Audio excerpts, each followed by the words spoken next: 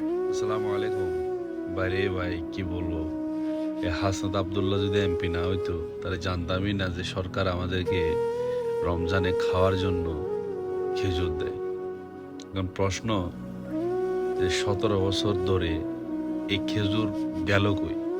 ওই একটা খেজুর দেয় তো শুনলাম না, খেজুর পাবো দূরের কথা, এই খেজুর খাইলো খারাপ। হ্যাঁ, কি বলবো ভাই, এই হারামখোর গুলা যখন মারা যায় না, মানুষ বলে ইন্না লিল্লাহি ওয়া ইন্না ইলাইহি রাজিউন। হারামখোর আবার ইন্না লিল্লাহি। হ্যাঁ, কুত্তার জিন্দিগি না কুত্তার মতো ফিডাইবে এগুলার কবরে যারা জনগণের হক খায়। যেসব এমপি মন্ত্রী মাদারিচুত গুলা জনগণের হক খায়, এগুলার এই যে অনেকগুলো চলে গেছে না দুনিয়া থেকে, আর কিছু হয়তো সামনে চলে যাবে।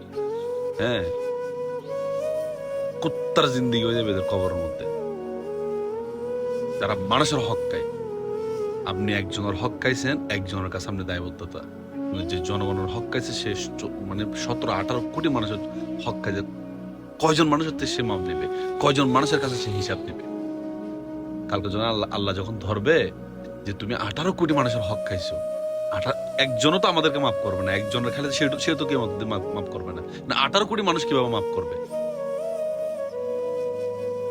কেমনে যে এরা মানে এই এই ন্যূনতম সেন্স। ওই যে আমি একটা ভিডিওতে বললাম না, আল্লাহ যখন মোহর মেরে দেয় না, মানে তুমি আমার রহমতের লিস্ট থেকে কি কি হয়ে গেছো, বহিষ্কার হয়ে গেছো, তখন আর হিতাহিত জ্ঞানটা থাকে না আমি কি করতেছি। হ্যাঁ,